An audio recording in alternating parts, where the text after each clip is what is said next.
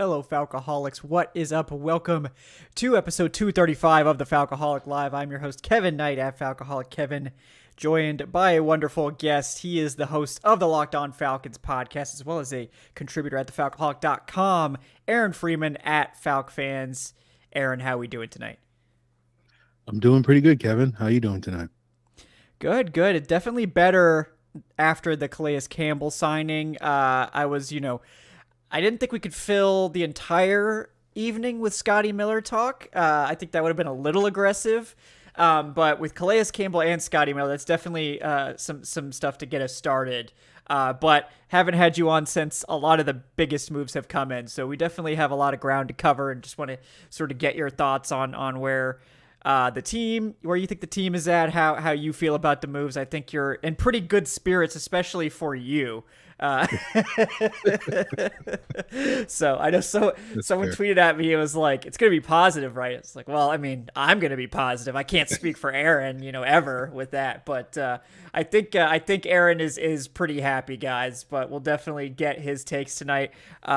Welcome in everyone to the chat. Everyone listening to the podcast, thank you guys. Remember to like and subscribe if you're watching on YouTube. Leave that 5-star review if you're listening to the podcast audio on the new Dirty Birds and Brews podcast feed. Appreciate everyone for following us over there.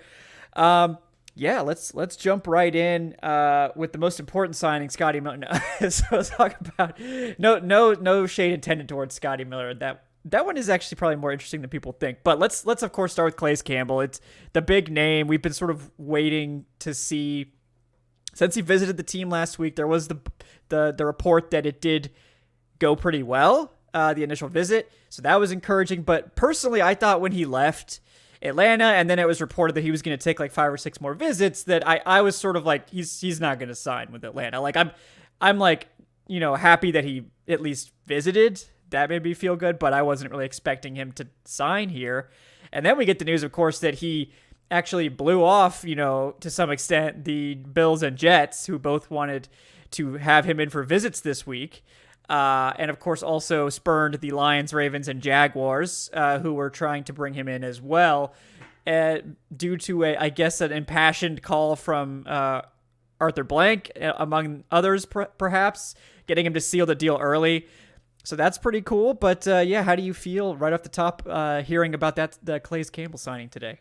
Yeah, I was of a similar mind, Kevin, where I thought he'd take a couple of visits. Maybe before the draft, we might get sort of where his answer. He doesn't have to.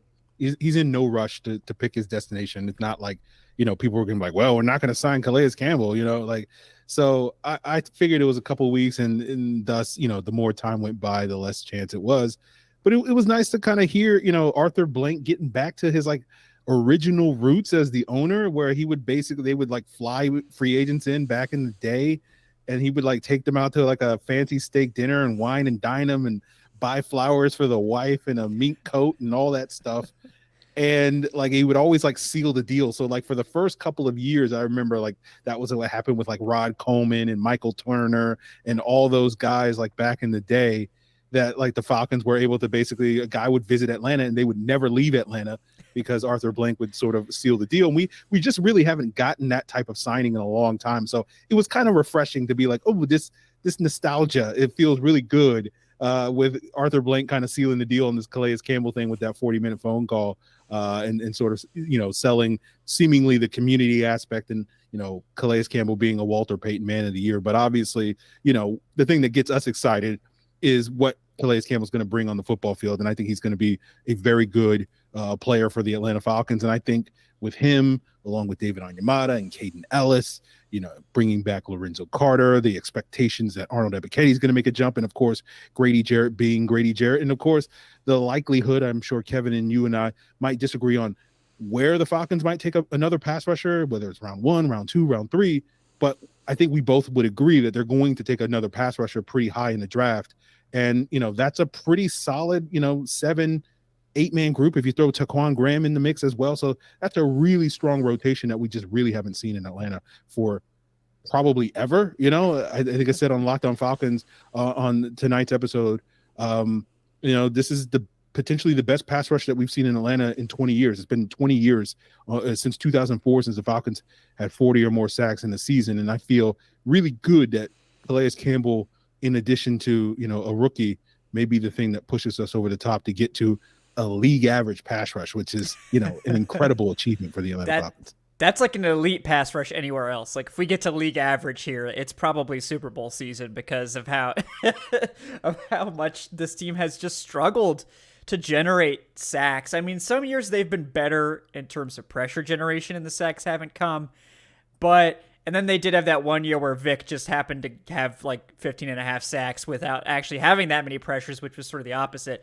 That should have been a big red flag for him. But yeah, I mean, man, Vic Beasley just catching strays out of nowhere on this program. I'm so sorry, Vic. He thought it was safe finally to come back and start watching this again. But Calais Campbell is such an interesting one, and there were some great pieces out today. I'm blanking on the name. I think it was Wetzel, his column, talking about just like, oh, this is making sort of my ears perk up because no one was really considering Atlanta as like a serious contender at all.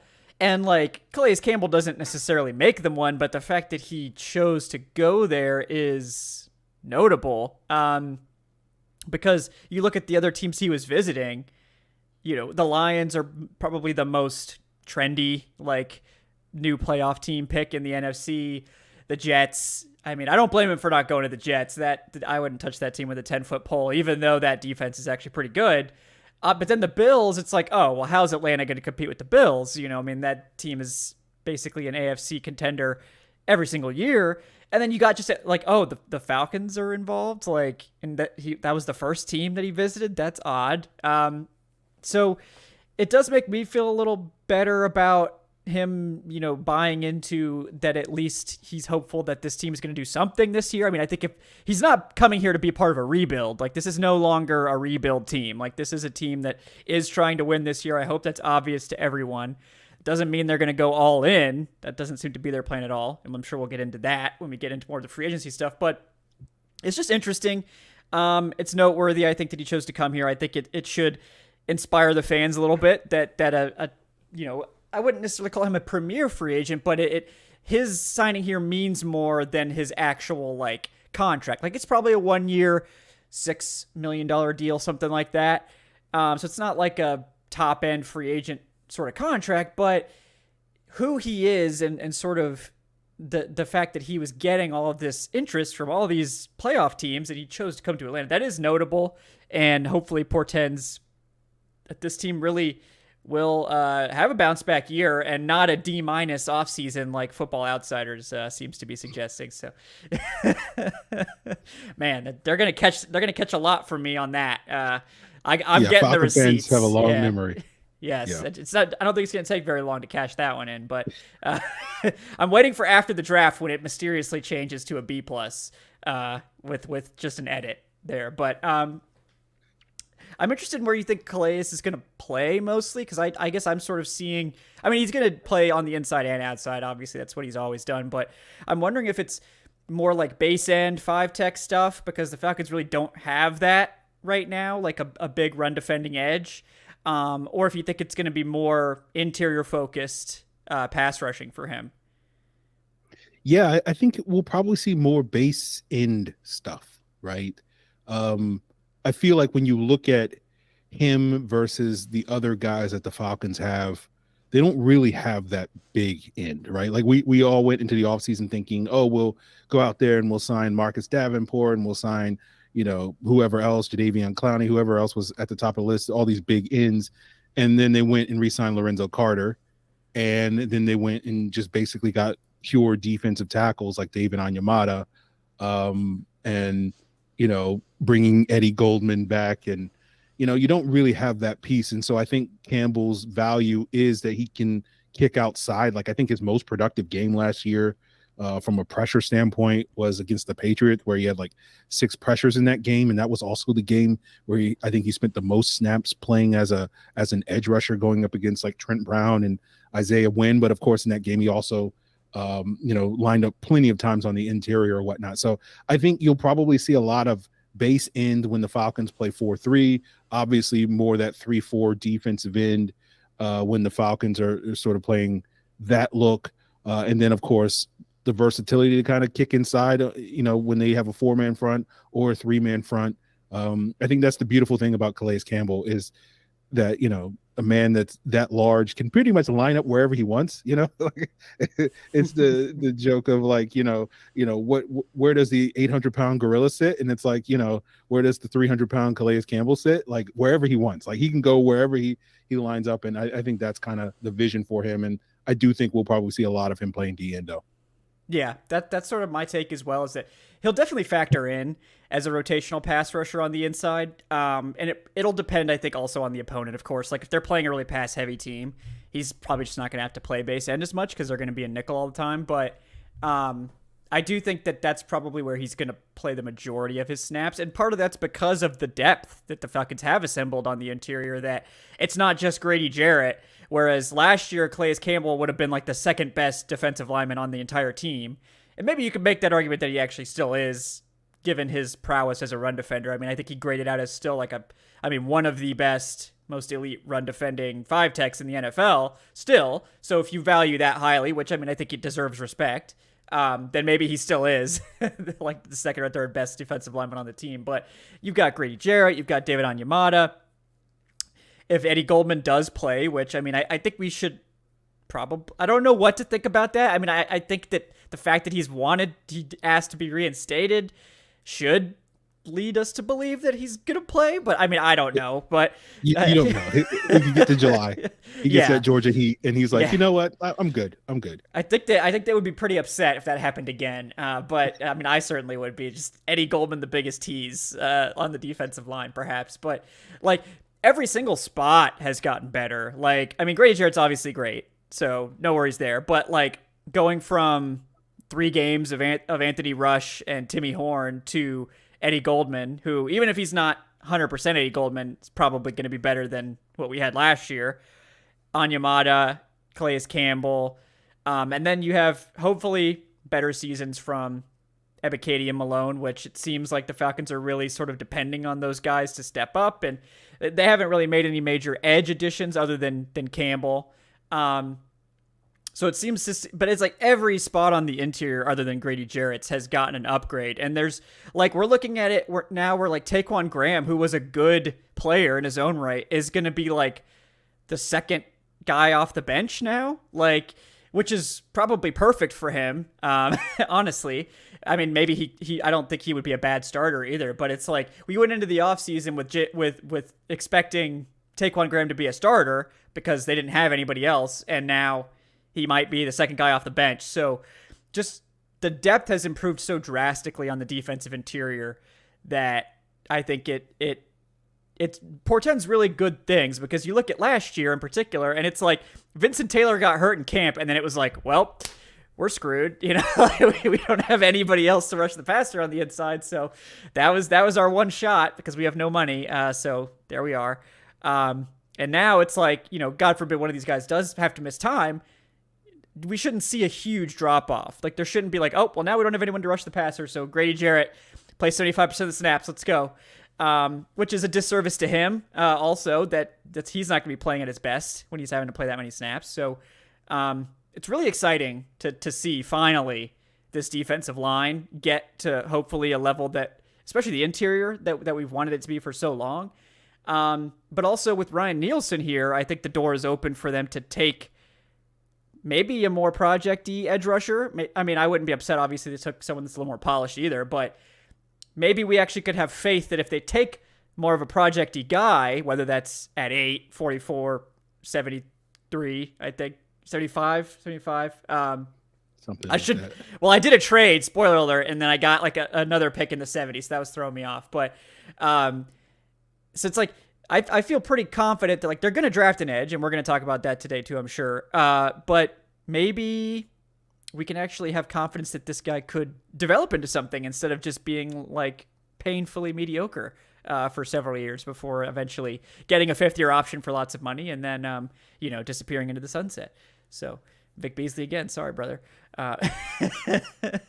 But yeah, anything else on the Calais defensive line front before we give Scotty Miller his shine? Yeah, no, yeah. I think the point you brought up, like we went into the offseason thinking Taquan Graham would probably be like the third or fourth guy in the rotation. That's kind of, had he been healthy, that's probably where he would have been atop the rotation. And now he's probably going to be like the seventh or eighth guy. And I think that's a testament to the depth and the rotation that the Falcons have built up. That was kind of a big thing that the Saints had when Nielsen was there, where they would just basically rotate whoever they needed to keep guys fresh. And that's something I think, particularly for players like Grady Jarrett and David Onyemata and Calais Campbell that are on the older side, that's what you want to have. And so, like, I do feel like, you're going to see, a pretty strong rotation and mixing and matching and all sorts of guys in and out of the lineup on Sunday.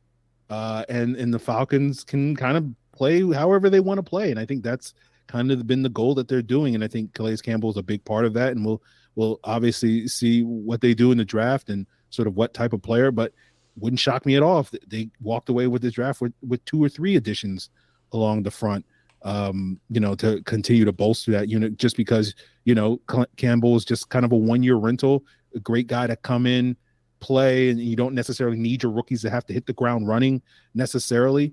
And then you just sort of, let him go off on his, farewell tour or whatever he does next year. And then you're ready to plug and play with some of these young guys that, got a year of seasoning and maybe ready to step up in 2024 and pick up where this unit left off. So I really like the plan, assuming that, I say that now, and then, come draft night, I'll be like, I hate the pick that the Falcons make if they take Lucas Van Ness at 8. I will be a little lukewarmer on this whole strategy, but we'll see how that goes. Yes, I think we see eye to eye there, but we'll definitely get to Lucas Van Ness at some point tonight. But Scotty Miller deserves some shine. I think this is one that you were clamoring for, if I remember correctly. I don't know if you were like, if it was ironic clamoring or like sincere. Maybe it was a little of both. But yeah, I mean, it's the speedster the fans have been looking for. I think Scotty Miller is a bit underrated. He did have a pretty good season back in 2020. Unfortunately, dealt with some injuries, and then Tampa Bay in 2022 was sort of a disaster zone on offense. And I mean, to be fair, also like very deep receiving room in Tampa Bay too. That, was he really going to get a lot of snaps behind Mike Evans, Chris Godwin, and Julio Jones? Like, probably that was not going to happen. So yeah, what do you think about the Scotty Miller signing? Do you expect him to factor in like a major way, or is this more of like a reserve signing? Yeah, well, on the Bucks depth note, I ran across Tyron Johnson playing for like some other team, like the Jets or something like that, and I was like, oh yeah, he's not on the Bucks anymore, and he was like a 3rd-round pick or something like that. That's how deep they were. So yeah, look, I wanted Scotty Miller because I wanted the Falcons to have some real speed, right? And Olamide Zaccheaus, Demir Bird. I'm confusing Demir Bird with Julio Jones. Of course, easy happens to all of but, us. Yeah, yeah. But like those guys have speed, but like I feel like Scotty Miller has like real, like he's running away from guys type of speed, right? Like those guys are getting on top of guys and staying on top of guys. But like I was watching film today, and I'm watching Scotty Miller just like pull away from guys once he gets on top of them. And like that to me is the type of speed I want to see this team add more of. And I agree with you. Like, I think he can do a lot of different things. He can be that deep threat on the outside. I think we'll probably see him get a little bit more run in the slot here in Atlanta than he did in Tampa Bay. Obviously, they had guys like Antonio Brown and Chris Godwin, so he was never really featured in that role. So I do feel like there's some untapped potential for him there as a slot receiver, filling in those shoes of Olamide Zaccheaus. But he kind of, to me, combines the skill set of Olamide Zaccheaus and Demir Bird, and then gives you a little bit more. You can be creative with how you use them. We could see more like end arounds and reverses and screen passes in this offense. Just easy plays to get him the football and just let him create after the catch. And I think because of that extra gear that he has that we just haven't had in Atlanta for a couple of years now, like that's a player that, again, I know a lot of people will kind of look at this and be like, yeah, he only had 13 catches or whatever the numbers were last year and not think much of this. But there's it's a low risk to me, high reward type of signing for the Atlanta Falcons, where they're getting to me a pretty good player that can add a different element to this offense this upcoming season. And again, it doesn't stop the Falcons from continuing to add more speed and more talent at the receiver position. I'm hoping that this will not be enough speed for the Falcons and they won't go back down the A.T. Perry rabbit hole and just get another, power forward here at the receiver position now with Mac Hollins. I'm hoping we get another draft pick that's more Scotty Miller than he is Mac Hollins. That's just my personal preference. You know Cedric Tillman? I like Cedric Tillman, but he seems like Brian Edwards, and like I've been down this road before. I feel like I've seen that movie before. Yeah. I mean, it does seem a little redundant, but Arthur Smith does love his giant receivers. He does. So, well, we'll see. Maybe more of like an Andre Iosivas sort of thing later, where he also has 4.41 speed. So maybe we'll see. Lots of ways to get that speed in the building. But I do like the Scotty Miller signing. I think that right now he's the wide receiver 3 on the depth chart, and will continue to be that unless they were to make some other significant signing there. I don't think it's like the only move they're going to make at receiver. I mean, it's definitely not the only move they're going to make, because I think they only have like 7 receivers on the roster like at all. Yeah. Which is, for those that don't know, a lot of teams carry like 12 receivers into training camp. The Falcons have like 7. So they're going to add a lot of undrafted receivers and probably another veteran and probably draft picks. So it's going to happen. So don't be surprised when we get a lot more bodies in the receiving room. But I do like him.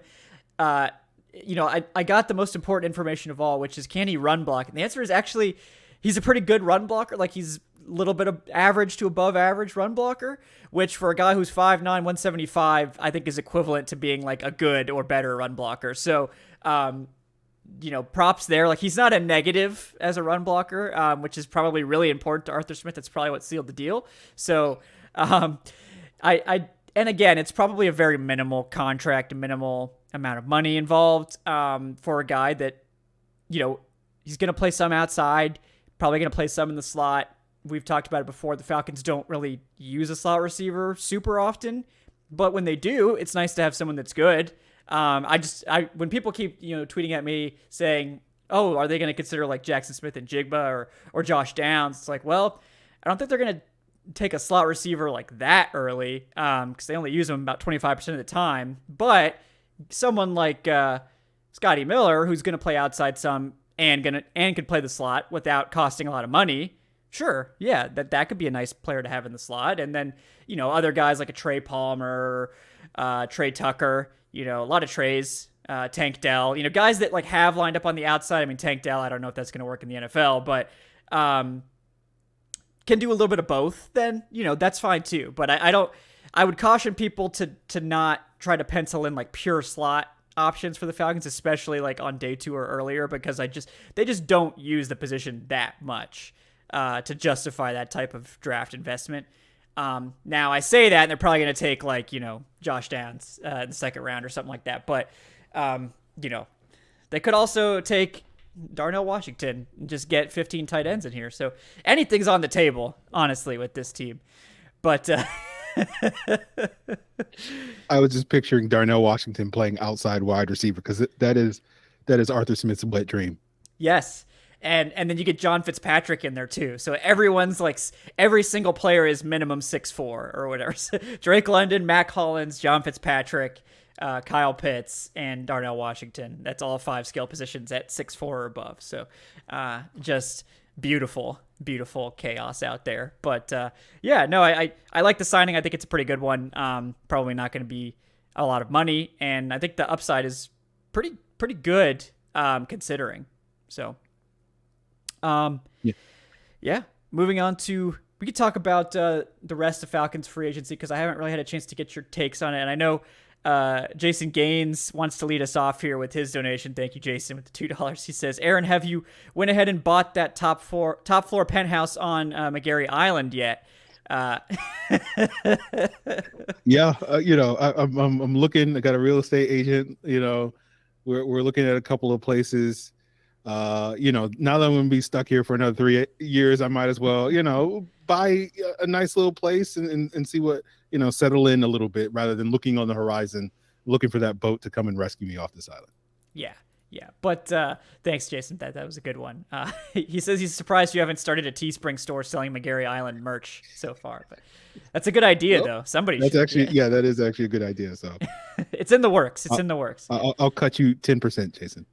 For the idea. Thank you. But yeah, I mean, we could start with McGarry because I do agree with Jason that was a pretty good value contract, just $11.5 million per. The Falcons do have like an out after 2 years also. And surprisingly low amount, right? Considering that Spotrac had his projected value at 17.7, the franchise tag would have been 18.2, and the 5th-year option would have even been more. It would have been over 13 million. So the fact that they were able to get him, I mean, it looks like a stroke of genius that they chose not to tag him or not to give him the 5th-year option. Then he has a good season, and then they re-sign him for less than the 5th-year option anyway. I mean, I don't know how they threaded the needle to do that exactly. I'm not sure if his market was cooler than expected. I have a hard time believing that, considering that Jawan Taylor got 20 million. But what do you think about the McGarry signing and everything that I just read off in a stream of consciousness? Yeah. It was a good move, right? When you saw those early contracts with Jawan Taylor and Mike McGlinchey, you're like, wow, okay. All right, someone's going to come along and scoop up Caleb McGarry for like 15 or at least 15, right? Like even if he's not in the, what was it, 17 and a half for McGlinchey and 20 for Jawan Taylor, and so you're like, oh, well, I guess Caleb McGarry's gone. So I guess we're drafting, there was a nice, 24 hours where it was like, okay, are we going to draft Broderick Jones? Are we going to draft Harris Johnson Jr.? Yep. Peter Skoronski, all that stuff. And then, they came in with that contract and you're like, okay, all right. Clearly, we thought the Falcons would want to keep Caleb McGarry, but only at the right price. And the question was, what was that price for Caleb McGarry? And apparently, he wanted to stick around in Atlanta rather than, again, as I'm assuming like you, Kevin, probably was a better offer out there than what he got from the Falcons. And so, the fact that the Falcons and him were able to come to accord, I ain't complaining about it. So a really solid deal. This is kind of the ideal contract that I think the Falcons were able to get him on, a relatively lower 3-year deal that basically, if they wanted to, they could get out of after a year, but in all likelihood, they'll probably keep him for 2 years. And that gives him, a couple of years to kind of potentially groom his replacement. And so I think it's basically, it checked all the boxes I wanted to have checked. Yeah, no, I agree. And, they also gave Lindstrom that extension, so that right side is locked up for at least, as many years as they want. Basically, 2+ years if they want it to be, which is great. And McGarry is a little bit older. I think he's going to be 28 this year. So he was an older rookie, but that's still not old for an offensive lineman at all. So they could absolutely, I think McGarry has the potential to continue to grow as a pass blocker. That would be great for him and for the Falcons, obviously. But even if he just continues to be sort of an average pass blocker and an elite run blocker, I think they'll be pretty happy with him at that number. And like you said, it eliminates what would have been a glaring need in the draft if they didn't re-sign him. They also brought back Jermaine Ifedi, who was their swing tackle last year, didn't have to play at all, basically. But I think, some people out there on the internet thought that Jermaine Ifedi was going to be the starting right tackle going into the season. I don't know who those people would have been. Probably not anyone on this show, but some of us miss guys occasionally. But once or twice. Yeah. But I do like the Ifedi re-signing too. So I think they're more or less like settled there for now. I think long term, you're looking at a potential Jake Matthews successor. So I still do think that offensive tackle with the ability to play guard would be in play at 8, depending on how the board falls. But it definitely isn't number 1 like it would have been if McGarry didn't come back. But I still like Paris Johnson Jr. and Skoronski, so I'm still interested in them over some players like Lucas Van Ness, for instance. But not as big of a need as it would have been, certainly. Yeah. Yeah. Any other? I mean, there were a ton of moves. Any ones that you wanted to touch on that you really liked? I know you mentioned like Ellis and Jesse Bates, of course, but yeah, I mean, feel free to talk about any of the ones that you were a big fan of. Yeah, I like the Jonnu Smith move. I think similar to kind of what we were just talking about with Scotty Miller, you get kind of a versatile player. You can have him play in line as a tight end. You can split him out wide. You can line him up in the backfield. You can use him as a fullback. You can hand the ball off to him as a running back. And, there wasn't a big issue last year, but I remember, in 2021, everybody was like, oh, Arthur Smith loves his positionless players. And then that didn't really carry through to the next year. And it's like, okay, we're back to, Arthur Smith loving his positionless players with the Jonnu Smith edition. And, obviously the three big additions on the defense at all three levels with David Onyemata, Caden Ellis, Jesse Bates, I think all of those moves are going to be significant upgrades to what the Falcons had at those spots a year ago. No offense to Jalen Hawkins and Rashawn Evans and Michael Walker, and no offense to Taquan Graham and Abdullah Anderson, but I think you're getting significantly better. And I thought Nate Tice of the Athletic podcast said it nicely when he was talking specifically about David Onyemata, but I think the same rules would apply to all three of these guys. But he basically said, the Falcons had a whole bunch of like D and D minus players on defense last year, and Onyemata in this case was like a B plus, and I think Jesse Bates is somewhere like an A minus, and Caden Ellis is a solid B, arguably a B plus when you factor in the pass rushing ability. And so I think in all three of those cases, the Falcons have made major upgrades, and I'm looking forward to see this defense kind of gel together. Like, I'm not expecting them to put their best foot forward in 23, but I think, with year two, that's kind of where, you see a lot of these teams that go out there and spend in free agency. It kind of gels together for them in that second year. So I'm looking forward to seeing what this defense can grow into with some of these pieces that we've added this offseason, including Calais Campbell in a couple of years. Yeah, no, I agree. I think it raises the floor of the average player on the defense just so much, just a ton. And I think that will lead to the floor of the defense being a lot higher. And there's still areas of weakness, right? Like, how healthy is Casey Hayward? Is he going to be able to last through a whole season at age 34? Can he be that quarterback too? I know you and I talked about would he be cut even going into free agency, and he was not. So at least he seems to be, at least for now, part of their plans.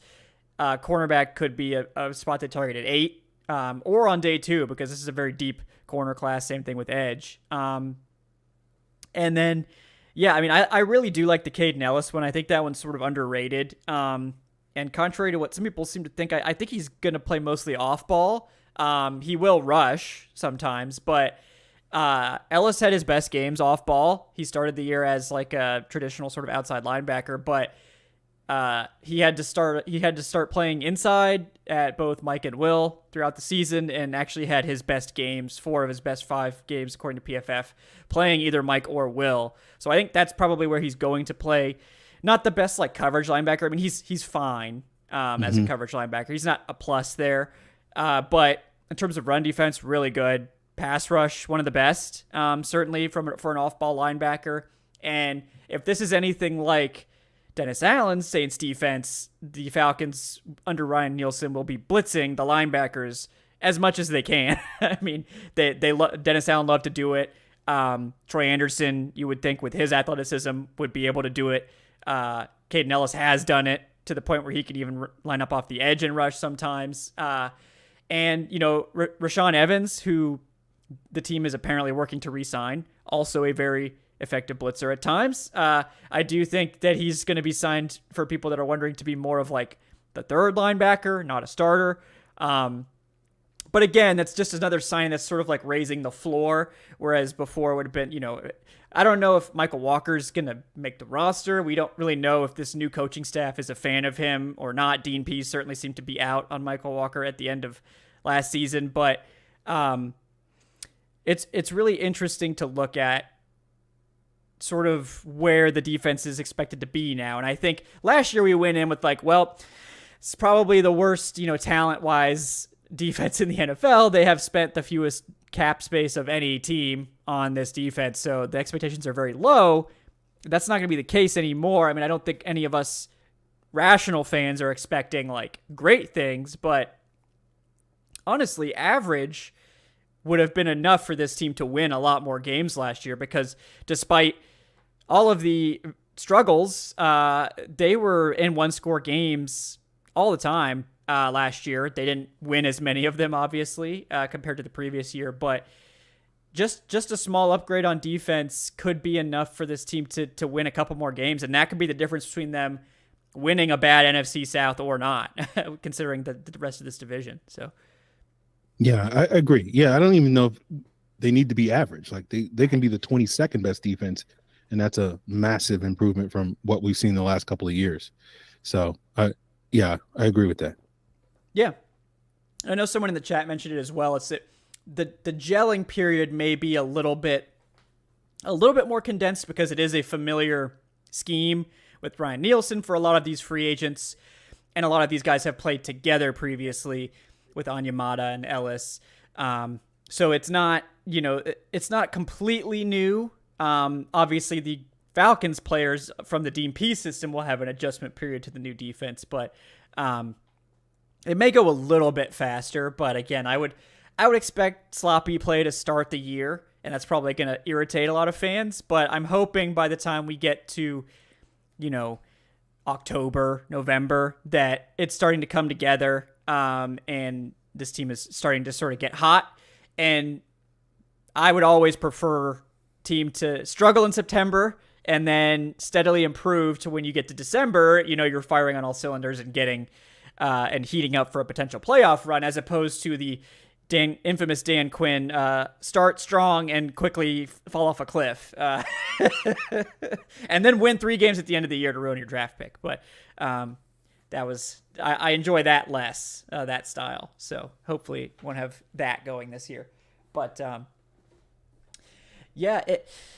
well, I guess Jason Gaines did have a Scotty Miller take, so sorry, Jason, I missed that during the Scotty Miller discussion. Jason says, not the biggest fan of the Scotty Miller signing. He did have that great year in 2020, but I'm concerned because of the production the past 2 seasons, which is a red flag. Don't know that he's an upgrade over Zacchaeus, and doesn't give you the value on special teams. Yeah, that is one thing that Miller hasn't really played much special teams. I think he played a little bit last year. Yeah, he was one of their gunners last year. So he does have that flexibility that if the Falcons do add more receivers that, push him down the depth chart, that he can still contribute on special teams. Yeah. I think last year was like the first time he really played special teams, but he has done it. So I don't think it's impossible for him to play it. And I know that the Falcons would sort of have signed him with saying like, we're hoping you can win a big role, but you're willing to play special teams, right? And he's probably saying yes. I mean, I imagine. I don't think the Falcons let anyone off the hook for special teams, except for a few guys. I mean, they probably have Kyle Pitts running down the field if they could. So. Yeah, I don't think Scotty Miller's going to big time the Falcons to be like, no, I'm too big to play special teams. I'm above Marquise Williams special teams units. Okay, excuse me. Do you know who I am? I learned a lot from Antonio Brown, and it is basically to be the biggest diva on the planet. Yes, hopefully that hasn't rubbed off on Scotty Miller, but I don't think we so. like the route running, but not the attitude. Yeah. Yes, exactly. Hopefully got some of those aspects, not all of them. Just in general, I mean, we've touched on it, but I'm sure you feel better about the team after the initial wave of free agency than not. But like, have your expectations for this season changed? I mean, how do you feel overall? Like, do you think 7-10 again, or do you think this is a team that's going to be threatening for the NFC South? Do you think this is a team that should be a worst to first, trendy pick, or obviously we haven't had the draft yet, so I'm not going to hold you to it, but just sort of thoughts at this point. Yeah. I mean, I kind of was expecting going into the offseason when my expectations for what they would do and what areas they would improve, namely the defense and maybe, solidifying the offensive line and adding maybe a couple of playmakers at the wide receiver position. They're meeting my expectations, but I probably, contrary to popular opinion, had probably higher expectations than a lot of people would assume. But I don't know if that's going to translate in this team winning a ton of games. Like, my projection for pretty much all the teams in the NFC South is basically what we saw last year, which was probably the first place team wins 9 games, the last place team wins 6 games, and it will just basically all these teams, whoever is the healthiest, whoever, gets a nice stretch of luck in the middle of the season and rattles off a couple of wins, will probably be the team that jumps to the front of the line there.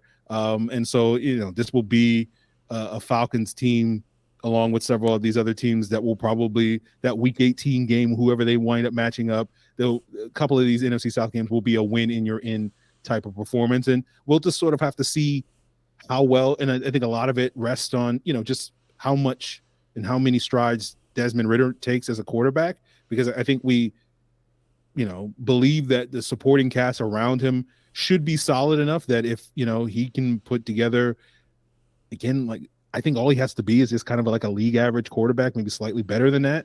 If he's the 14th best quarterback in the league, that's to me a huge win for the Atlanta Falcons, based off of how everybody in the media talks about Desmond Ridder. Like, they seem to think he's like the 30th best quarterback in the NFL. So 32nd on some rankings. Yeah. So like I just sit here and I go like, if he's in the middle of the pack, like, again, that may not result in the Falcons winning, 10, 11 games. I've seen a lot of people throw out, 10 plus wins. And I certainly think that's possible. But I think, at this point, we're going to need the Falcons to catch some breaks in order for that to. And so I'm not quite there yet, but maybe as we get closer to the summer and training camp, as we get the full picture of this season, I'll feel a little bit more optimistic about how this thing is going to come together. But yeah, I think, we'll see this team get to or break 500 this year. And that was my expectations, were what I thought the team was striving for coming out of last year, and be in a position to where they can make the playoffs and potentially win the division and host the playoff game. And, given how terrible the NFC is, like, that means you got a pretty good chance to win that game and make it to the second round of playoffs. I don't know if I quite buy that they're going to get beyond that point, but I think based off of what they've done this offseason, I feel like they are definitely on track and arguably ahead on track in terms of reaching that goal.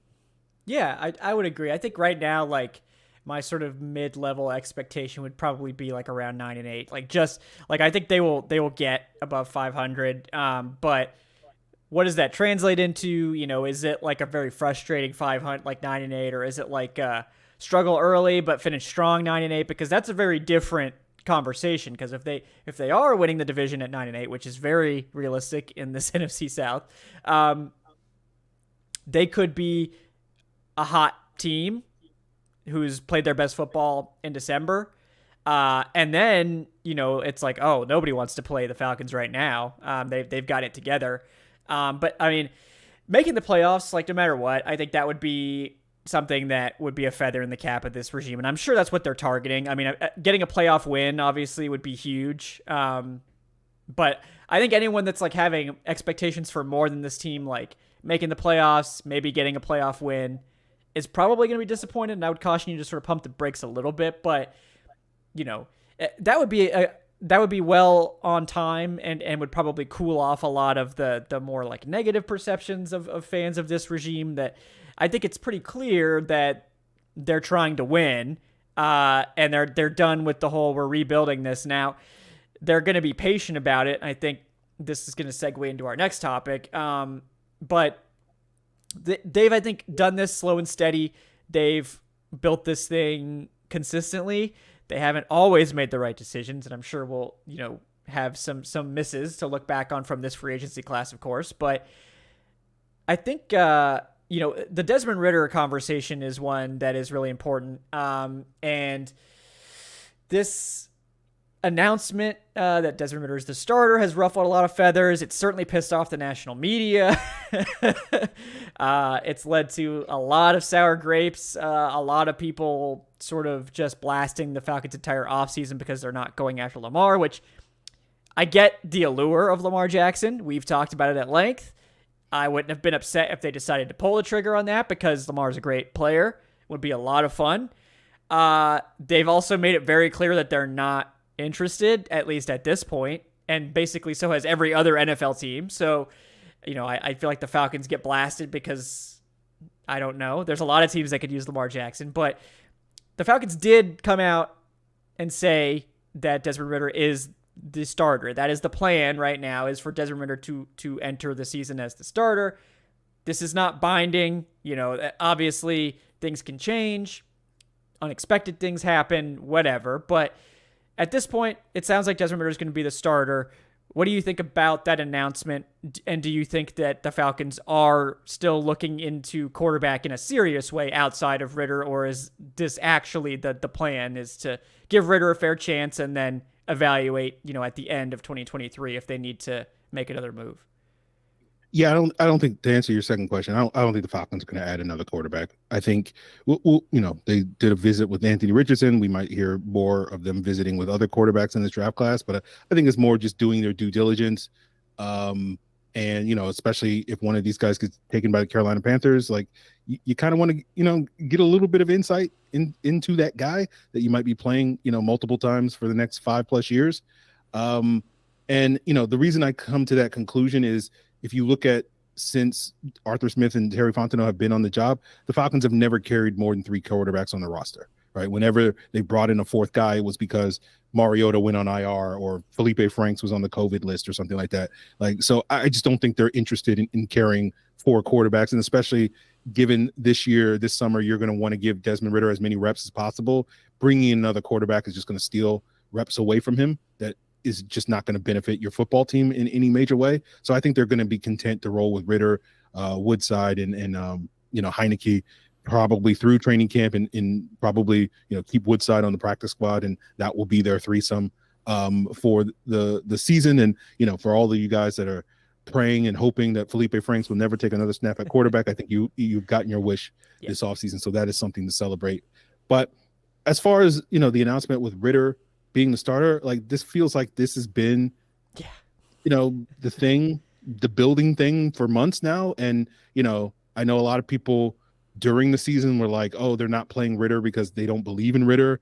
And I never really bought that. I just always thought the Falcons' plan was, similar to what they saw with Richie Grant and Jalen Mayfield the year prior, where Jalen Mayfield, they kind of threw to the wolves before he was ready. And, we'll see what happens with the rest of Jalen Mayfield's career, but would it shock you, Kevin, if he's not on the Falcons roster this year? No, it would not. So, and then you look at Richie Grant, and, all his rookie season, everybody was complaining, like, why isn't Richie Grant playing? Well, why isn't Richie Grant playing? And now he's probably going to be a starter and one of the better players on the Falcons defense. And, the expectation is that, he'll blossom with this addition to Jesse Bates. And so I think the Falcons learned from that. And we're not going to rush Desmond Ridder until we think he's ready. Now, obviously you, me, and pretty much every other Falcon fan probably had a different opinion on when they thought Desmond Ridder should have been ready, or when they were just basically don't care enough about Marcus Mariota, so he better be ready right now. But I think the Falcons' plan all along has been that they were going to roll with Desmond Ridder. As you said, Lamar Jackson, certainly, you understood why a lot of people were connecting those dots, and I certainly would have understood if the Falcons did decide to go all in on him. I think a lot of that stems from people, the perception of their decision to pursue Deshaun Watson. And so it seemed like if you were just connecting dots, well, if you were willing to do that with Deshaun Watson, of course you'd be willing to do that for Lamar Jackson. And, I think a lot of different factors have caused the Falcons to come off that opinion. I just think they're in a different mindset. They're trying to build the roster as opposed to focusing on the quarterback.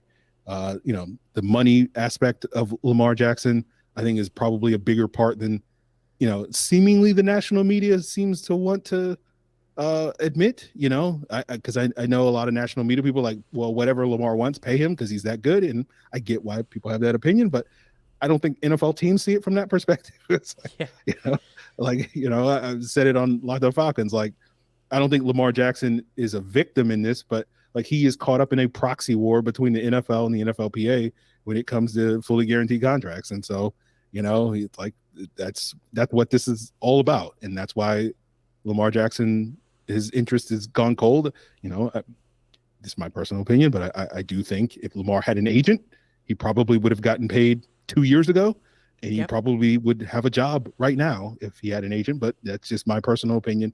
So I like the choice, Desmond Ridder. I'm clearly higher on Desmond Ridder than most of the national media is. So I feel like that choice is not as terrible a choice as seemingly what a lot of people that, cover the NFL seem to think it is. It's certainly a risky decision. It's a gamble by no means.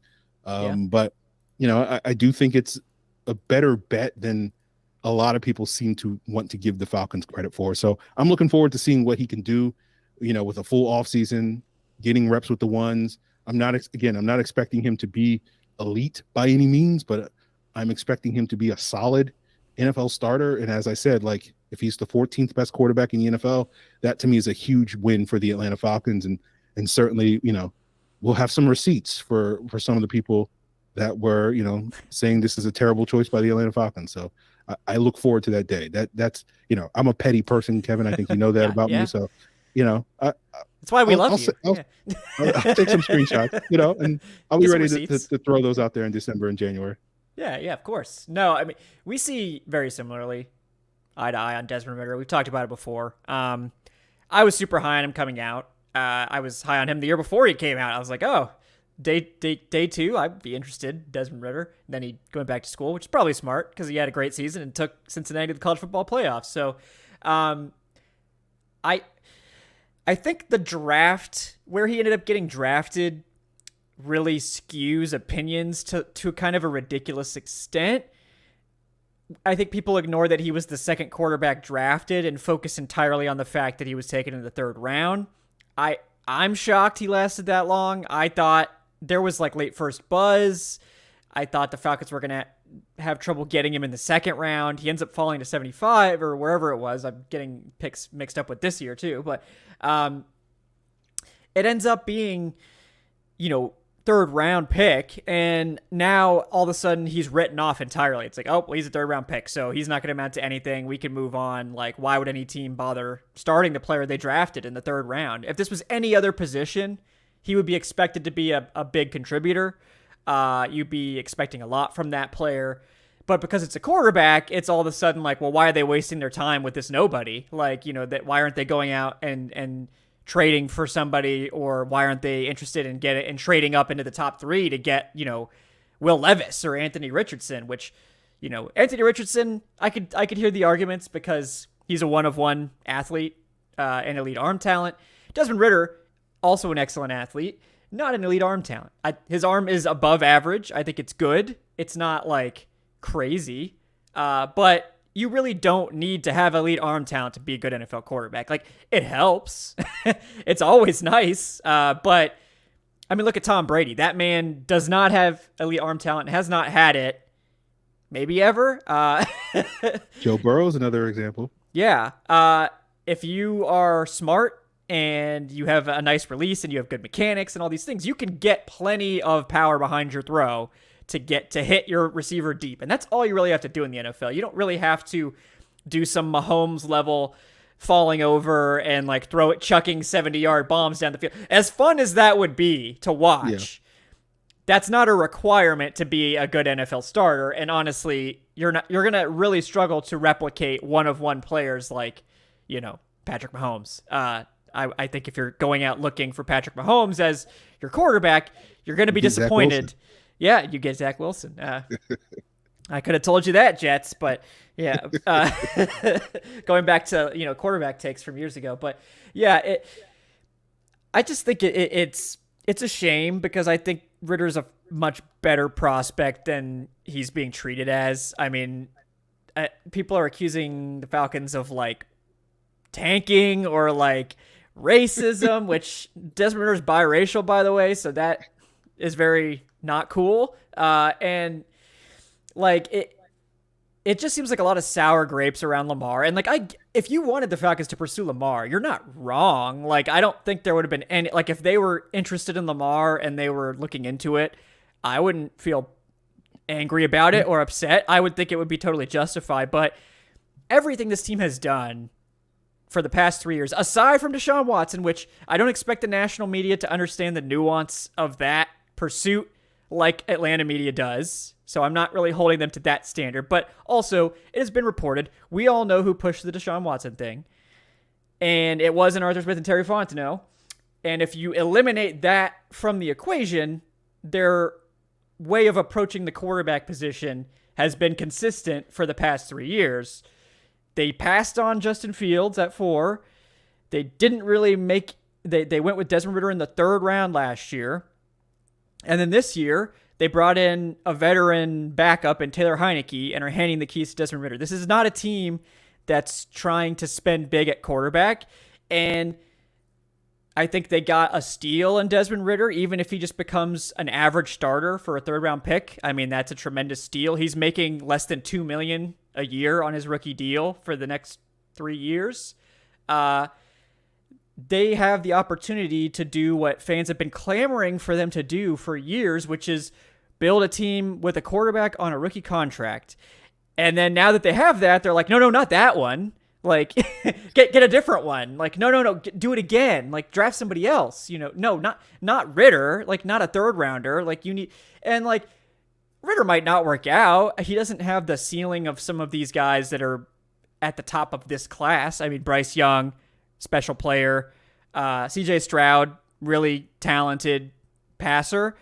Anthony Richardson, one of one athlete. Will Levis, I would have Desmond Ridder above Will Levis without question, for those asking in this quarterback class. But I also value production and winning and things like that a lot more than raw arm talent. So I think people would probably find that a little bit controversial. But yes, I would have Desmond Ridder ahead of Will Levis. So I'm not considering Will Levis for the Falcons, certainly. I think it's interesting, I think, and it's thrown a lot of people off that they've committed so strongly to their 3rd-round pick. But like everything they've said since he was drafted checks out. Like when they drafted him, they're like, oh yeah, we have a lot of faith in him. We think he's going to be a part of our long-term plan. Then this year, they basically hand the keys to him and they're like, yeah, he's our starter. And everyone's like, well, that doesn't make any sense. What are you talking about? Like, you can't do that. Like, well, this is what they said they were going to do last year.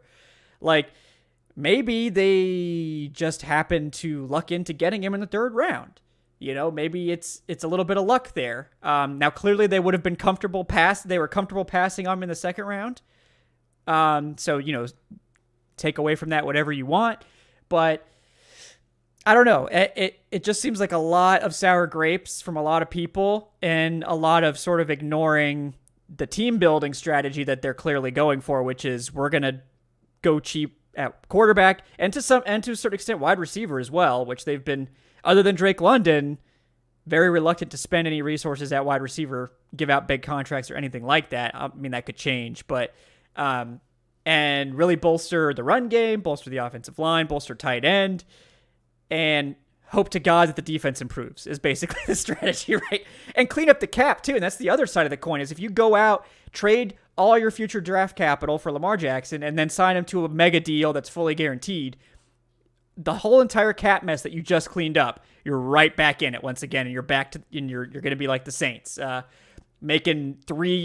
tacking 3 void years onto Derek Carr's deal to get him in the building. So, that deal's an abomination, by the way. It's some kind of Franken thing. I was looking at it today. Oh my God. Like, what is this? But that deal notwithstanding, like, it doesn't seem to match what they've done. And everyone's just like, well, this doesn't make any sense. No, it only doesn't make sense if you're not paying attention. Like, it's not my fault you went into the offseason thinking, well, Atlanta has to get Lamar or it's a failure.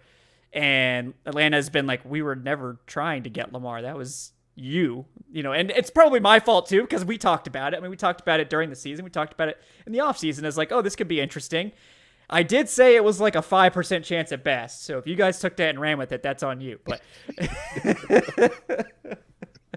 but yeah. Yeah, no, I get where you're coming from, Kevin. I've talked about this a little bit on Locked On Falcons. I think it just really stems from how the national media, and again, I'm not trying to be one of these, the mainstream media, I'm not trying to be one of those NFL media, but I do feel like over the years, the national media has become so focused on the quarterbacks that basically it's like, do you have a quarterback? And if you don't have a quarterback, you might as well just never play another football game, and you just might as well quit. And it's just like they just, and it's all about, in the way I termed it on Locked On Falcons, it's about trying to join the club, right? Like you got to get in the club, and you got to have a quarterback to get in the club. And if you don't have a quarterback to get in the club, like you're wasting your time, and you don't care about winning and blah, blah, blah. And I think that's obviously we all recognize that the quarterback is the most important position on the football field. It is the thing that drives the majority of team success. But the way that I think the national media talks about it, it's like 95% of your success is based off of who your quarterback is, and 12 seconds of research, of observation, will tell you that is not true. And it's probably closer to like 60% than 95%. And I think in this situation, people are just baffled by that idea, as you said, like a third round quarterback. But there's nobody currently in the NFL that's a starting quarterback that's a third rounder other than Russell Wilson, and Desmond Ridder's not Russell. And it's just like this sort of dismissiveness of, you don't have one of the quarterbacks that we have anointed as a superstar, and so therefore, you are purposely trying to tank, as you said. And obviously you, me, and most of the people listening or watching us talk right now don't agree with that narrative, but it has been very interesting to me over the last several weeks that, to me, that's why you've gotten so much negative feedback on the Falcons offseason and some of the choices that they've had, just because they are coming from a place of, if you're not getting that superstar quarterback, you might as well just give up on the season. And I think that perspective has trickled down to a vocal, let's say, minority of Falcon fans, and they have believed in that as well. And so they are frustrated with the team's choices, and it's fine. Like, again, Lamar Jackson would have been really fun to have, right? And while I personally thought going all in on Lamar and paying him a huge contract was not the obvious home run that I think a lot of people portrayed it as, it would have taken 12 seconds for me to get on board with that move if the Falcons had made that move, because it would have been like, look, I think this is probably riskier than a lot of people think it is, but no risk it, no biscuit, as Bruce Arians would say. So, it would have made sense to me, similar to you, but I don't have any problem with the Falcons, going the slow and steady rate. And, I think the other part of this that is getting downplayed, because again, I also don't think the national media is really picking up on this either, is that I think this era of, the quarterback carousel that we've been experiencing the last couple of off seasons is not going away. That's not unique to this season and last season, where we saw a bunch of quarterbacks change teams. Lamar Jackson's probably going to play on the franchise tag in Baltimore and potentially be an option there. And then next year you might be a Falcons team where you're looking at a situation where, Desmond Ridder didn't quite live up to the expectations, and now we do feel like we're in a position to go out there and get Lamar Jackson. Kyler Murray's probably going to be on a trade block a year from now. Trey Lance is probably going to be on a trade block a year from now. Russell Wilson's going to be on the trade block a year from now. Ryan Tannehill's going to be out there. And next year's quarterback class is also conceivably going to be better. Everybody's like, Anthony Richardson is one of one athlete, which is true. But like next year, Jaden Daniels and KJ Jefferson, I think a lot of people are going to forget about how great Anthony Richardson was. Just like a year ago, everybody was like, Malik Willis is this one of one athlete. And now, it's this cycle. And I just think it's a short-sightedness from a lot of people that act like, the Falcons don't get their quarterback now, they'll never get their quarterback. And I think that's going to be one of the interesting developments that we see over the next couple of years, that this quarterback I think what you're going to see a lot more teams doing, which we've seen steadily increase over the last couple of years, is if you're paying a premium for your quarterback and you're not the Chiefs or the Bills or presumably the Bengals once they pay Joe Burrow, I think a lot of these teams, as you've seen with Aaron Rodgers, with the Falcons with Matt Ryan, there's talk of the Rams moving on from Matt Stafford, the Raiders with Derek Carr, all these quarterbacks, Kirk Cousins in Minnesota, Kyler Murray, Russell Wilson. I think a lot of teams are realizing like there is power to having a competent quarterback on a rookie contract. And I feel like the Falcons, contrary to the popular opinion of the big mainstream media, are kind of ahead of the curve on this by rolling with Desmond Ridder. And I think, assuming that Desmond Ridder lives up to our expectations and plays good football this year, I think a lot of people will be potentially eating some crow, a year from now. Yeah, I mean, I think people look at what the Falcons are doing and slap a label of like, oh, well, they're not trying to win. Like they're not serious because they're not going all out to dump their entire future on one player. And that's how it's been done before. I think teams are probably looking at what happened with Russell Wilson and being a little bit worried about that. Now, Lamar Jackson is drastically younger and, at this point, drastically better than Russell Wilson. But, that same conversation does apply. Like, if you strike out, you're screwed for like 3 years minimum. Like the Denver Broncos do not have recourse for getting out of Russell Wilson's contract for many years. And of course, the draft capital is gone too. So you're committing to that player. And if you miss, then you're cleaning house and the team is in the dumps for years. So they don't think about the downside. It's that if you don't go all in, you're not serious. But what about what's the downside with Ridder? That they have a bad season? They've been 7-10 the last 2 years. Like that's not that bad. I mean, it's not great. It would annoy me. It would annoy you. It would annoy fans. But like the floor of this team with Desmond Ridder is probably no worse than Marcus Mariota last year, 7-10. I could sit through a 7-10 season. It's not that bad.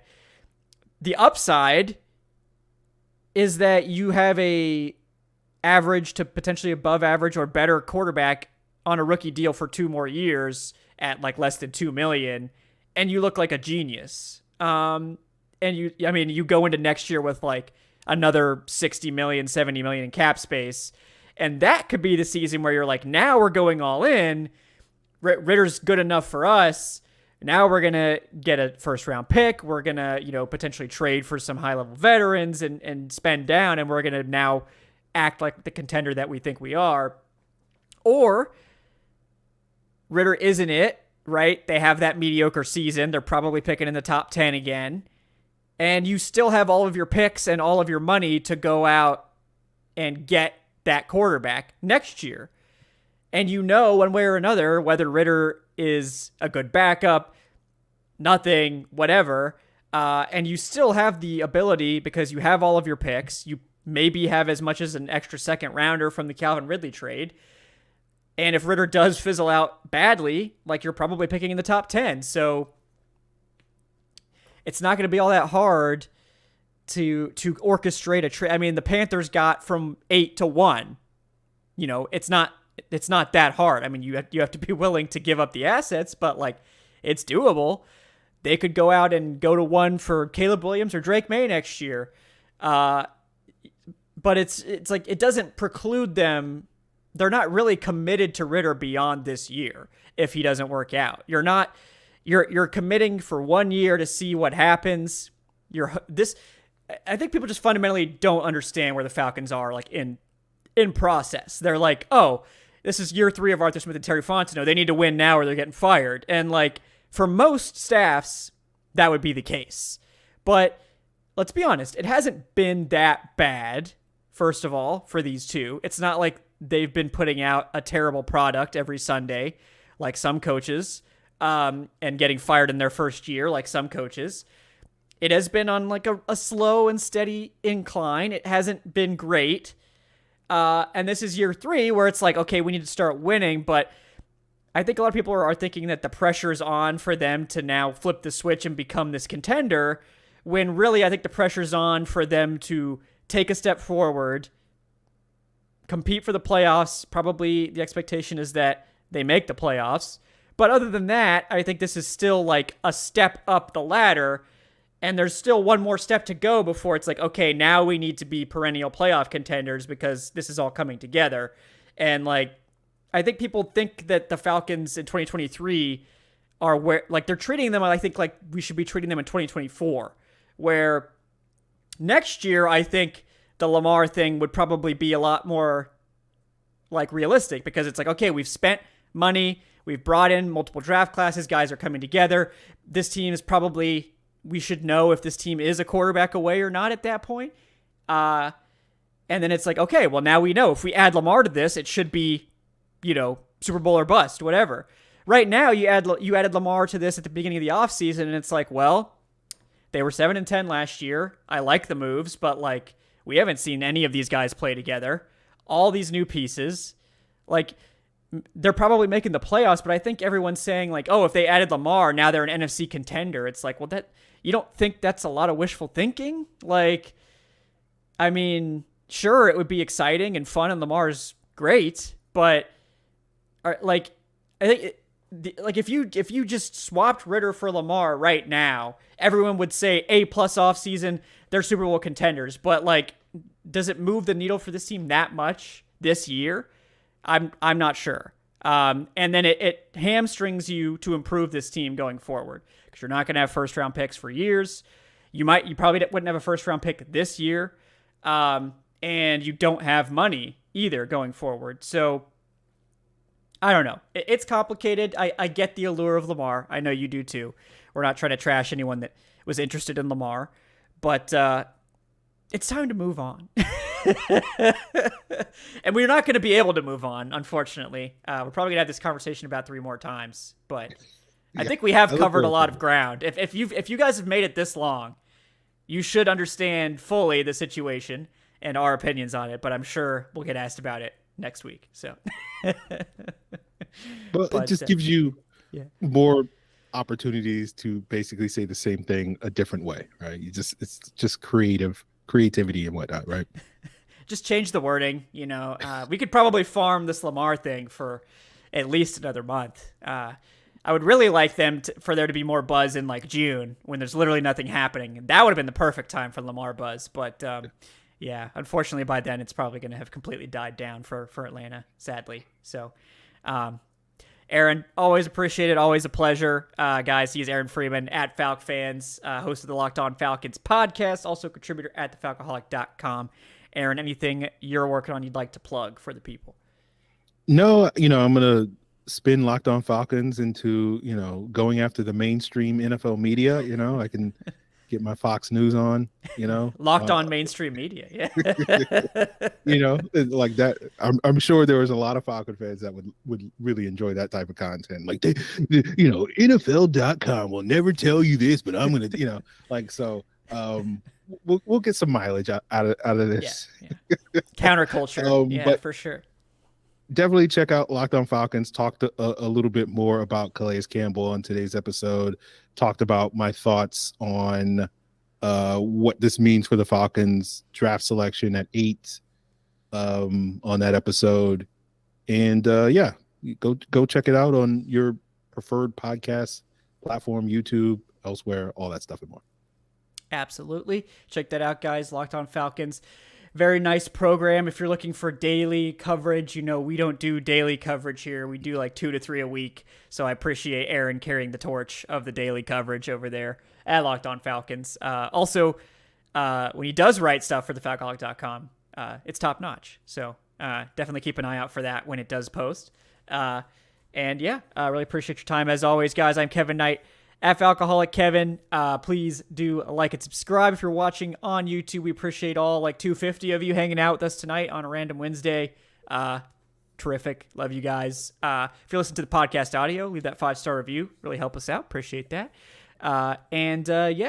Definitely check out the show, patreon.com/Falcoholic live for access to exclusive perks like early podcast episodes, ad-free versions of all the episodes, exclusive Q&As, and more coming down the pipe, including an exclusive patron giveaway during the draft party show. And we're going to have more details about that coming soon. So definitely get involved with that. Check out the community Discord. The link is in the show description. Also cycling in the little middle graphic here, which just came up now very conveniently. Go in there, chat with your fellow Falcons fans. Yeah, guys, really appreciate it. We are still looking for our initial advertisers. We're going to be starting that up next month. So if you're interested in advertising here on Falcoholic Live and or the Dirty Birds and Brews podcast, you can email me directly, falcoholiclive@gmail.com. And yeah, we are definitely looking forward to getting that started. I already have some interesting stuff in the works there. So stay tuned for that, guys. But once again, for Aaron, for myself, thank you guys so much for watching. And we will see you next time on the Falcoholic Live. Until then, guys.